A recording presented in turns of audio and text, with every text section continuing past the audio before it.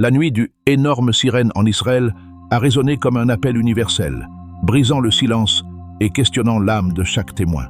Plus qu'un simple signal d'alerte, cette sirène incarne le fracas des convulsions spirituelles de notre époque. Dans ce contexte de tension et d'incertitude, notre regard se tourne vers les enseignements divins pour éclairer la voie.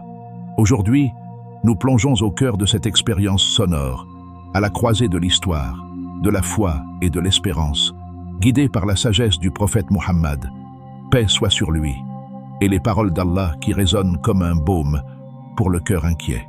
Au cœur de l'antique Jérusalem, quelque part entre les murailles de pierre et le souffle du désert, résonnait une cloche sacrée dont la vibration franchissait les siècles. Forgée dans un alliage mystérieux, elle n'appartenait à aucune tribu en particulier, mais portait la marque de l'humanité tout entière. Lorsque les chefs des clans déposaient leurs armes et s'asseyaient en cercle autour de ce scriptorium de paix, le tintement de la cloche marquait un cessez-le-feu, non par crainte d'un châtiment imminent, mais par une aspiration collective à l'harmonie. Imaginons la scène. Les guerriers déposant leurs lances sur le sol brûlant, les femmes et les enfants écartant les tentures tissées à l'effigie des anciens dieux, les vieillards murmurant des prières en langues oubliées. Le son clair de la cloche se diffusait comme un rayon de lune, apaisant les cœurs et suspendant le temps. Chaque résonance créait des cercles concentriques dans l'air, porteurs d'une promesse silencieuse, celle d'un avenir où la division céderait devant le désir de vivre en frères et sœurs. Avec les années, la cloche disparut mystérieusement. Certains disent qu'elle fut fondue pour forger les chaînes d'un nouveau roi, d'autres qu'elle fut emportée par des marchands nomades. Mais son écho, lui, ne s'est jamais éteint. Il murmure encore dans les pierres anciennes du temple, dans le frémissement des branches d'olivier, et dans le cœur de quiconque cherche la réconciliation. Aujourd'hui, lorsqu'une sirène d'alerte retentit en Israël, son cri n'est peut-être pas si éloigné de ce tintement millénaire.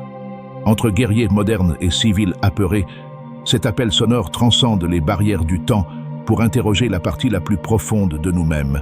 Qu'est-ce qui peut arrêter la spirale de la violence, sinon l'écho d'une promesse partagée? Et lorsque tu vois ceux qui rivalisent dans les signes de miséricorde d'Allah, tourne-toi loin d'eux jusqu'à ce qu'ils entrent dans un autre sujet. Sourate Al-An'am 6-68. Question pour le public. Dans quelles circonstances historiques ou personnelles avez-vous ressenti un appel commun vous invitant à transcender la division? Fermez doucement les yeux. Laissez votre front se détendre, vos épaules s'abaisser et vos pensées ralentir. Dans ce silence apparent, imaginez la sirène retentir non pas comme un signal d'alerte, mais comme une onde douce et profonde qui pénètre votre être. Elle ne cherche pas à vous effrayer. Elle vous invite à écouter la musique secrète qui vibre en vous. Visualisez cette onde onduler à travers votre poitrine, passant par le creux de votre cœur jusqu'à la pointe de vos poumons. À chaque pulsation, vous percevez un léger frémissement. C'est le battement de la création, la résonance de l'univers qui répond à votre souffle. Votre poitrine devient un tambour sacré, réglant le tempo d'une prière silencieuse. Accueillez cette vibration intérieure. Ne jugez pas ces fluctuations. Certaines phases peuvent paraître brouillonnes, comme une mer agitée, d'autres, sereines, semblables à l'étendue paisible d'un lac au petit matin. Observez ces mouvements sans vous y accrocher, sans chercher à les contrôler. Vous êtes le témoin attentif d'un dialogue entre votre esprit et la voix cosmique de la sirène. Lorsque la tension monte et que l'onde vous semble trop forte, portez votre attention sur votre respiration. Inspirez lentement par le nez en comptant jusqu'à 4. Sentez la vibration redescendre dans votre ventre. Expirez ensuite sans hâte, en relâchant toute crispation, comptant à nouveau jusqu'à 4. Ce cycle respiratoire stabilise la fréquence intérieure et crée un espace de paix au centre de votre être. À mesure que l'onde intérieure se fait plus subtile, laissez naître en vous un sentiment d'unité. Vous n'êtes plus un individu isolé, mais un maillon de la chaîne universelle. Chaque vibration de votre cœur contribue à l'harmonie collective. Vous devenez ce canal où la miséricorde divine circule librement, sans obstacle. Et ceux qui croient et accomplissent les bonnes œuvres, nous ne laisserons pas perdre la récompense de ceux qui font le bien. Sourate Taha 20, 112 questions pour le public. Lorsque le monde extérieur hurle, comment cultivez-vous la paix qui résonne dans votre être? Leïla, infirmière au centre hospitalier de Tel Aviv, se souvient de cet instant précis où tout a basculé. Elle décrit l'atmosphère comme un kaléidoscope brisé. Au milieu des couloirs aseptisés, la sirène a retenti comme un coup de tonnerre dans un ciel serein. Les lumières blafardes des blocs opératoires se sont mêlées aux gyrophares des ambulances, formant un ballet chaotique où chaque cri, chaque gémissement racontait une histoire de douleur et d'espoir entremêlés. Ce jour-là, Leïla venait de terminer sa garde de nuit. Les veines des patients étaient déjà fragilisées par l'épuisement et l'anxiété. À peine la sirène déclenchée, elle a vu un père tremblant serrer la main de sa fille, les larmes coulant sur leurs joues, comme un témoignage silencieux de leur amour et de leur peur. Plus loin, un vieil homme en blouse blanche tentait de rassurer une jeune femme en prière, murmures pieux et doutes intérieurs se heurtant dans un même souffle. Pour Leïla, cette fragmentation n'était pas seulement celle d'un conflit extérieur, c'était la déchirure des vies, la séparation entre ceux qui portent des uniformes différents, entre ceux qui se réclament de croyances diverses. Elle a vu des familles entières réunies dans l'attente, chacun isolé dans sa propre angoisse, incapable de partager un mot avec son voisin tant le non-dit était lourd. Pourtant, au milieu de ce tohu-bohu, elle a perçu un esprit de solidarité inattendu. Un infirmier juif apportant une couverture, un soldat arabe, une bénévole chrétienne offrant un verre d'eau à un réfugié qui priait en arabe.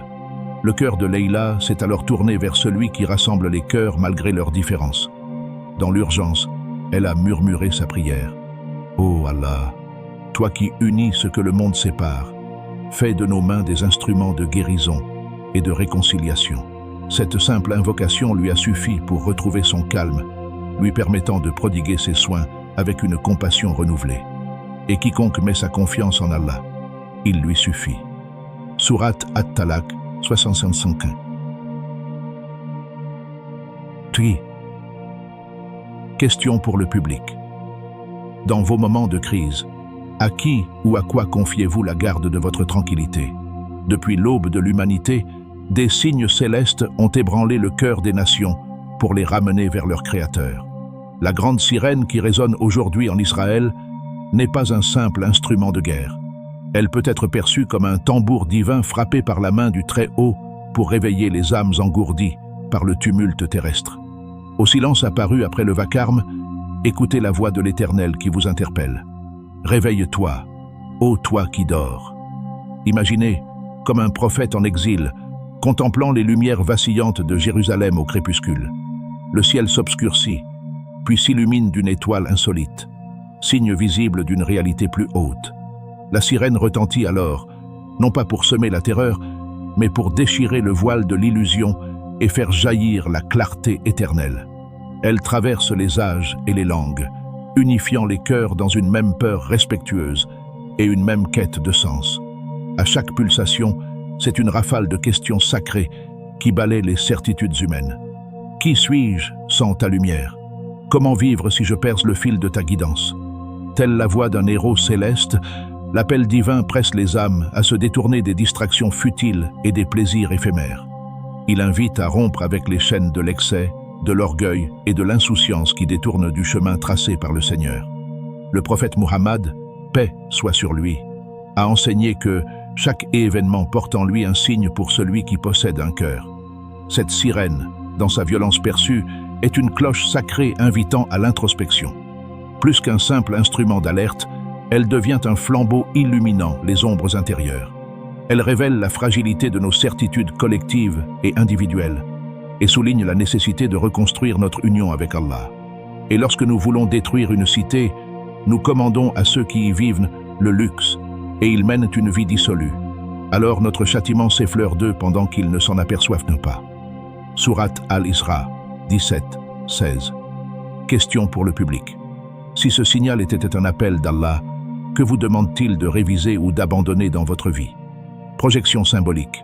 Imaginez un instant que la sirène ne soit pas un appel à la crainte, mais le lever d'un rideau invisible posé devant une nouvelle aube. Sous ce voile, les cicatrices des conflits s'estompent comme de vieilles peintures rongées par le temps. Les murs autrefois hérissés de barbelés se muent en passerelles de dialogue, et les uniformes militaires se fondent dans la tenue ordinaire d'enseignants, de paysans et d'artisans. Dans ce paysage futur, chaque personne croise le regard de l'autre, non pas comme celui d'un ennemi potentiel, mais comme l'étincelle d'une humanité partagée. Les enfants échangent des sourires malgré leurs langues différentes. Les anciens tissent ensemble des tapis où se mêlent les motifs juifs, chrétiens, musulmans et druzes, symboles d'une mosaïque enfin unifiée. Les prières, jadis murmurées en secret, résonnent à l'unisson sur les collines, formant une mélodie d'espérance qui fait trembler les oliviers et résonner les vallées. Le souffle de la sirène devient alors un vent porteur de renaissance. Il balaie les restes de rancœur et disperse les nuages de suspicion pour laisser place à un ciel dégagé. Dans ce monde entrevoyant, les arbres plantés aux frontières poussent en labyrinthe de verdure, invitant les voyageurs à s'y perdre pour se retrouver eux-mêmes. Les rivières, douces témoins de l'histoire, coulent sans entrave, reliant les villages et les cités dans un même élan vital. Verset inspirant. Ô homme, nous vous avons créé d'un mâle et d'une femelle, et nous avons fait de vous des nations et des tribus pour que vous vous entreconnaissiez. Sourate Al-Hujurat 49-13. Ce verset éclaire notre vision. La diversité n'est pas un obstacle, mais un chemin vers la connaissance mutuelle. Chaque culture, chaque croyance apporte une couleur unique à la fresque humaine. Le voile levé par la sirène révèle que l'autre n'est pas l'étranger, mais un miroir où se reflète notre propre humanité. Question pour le public.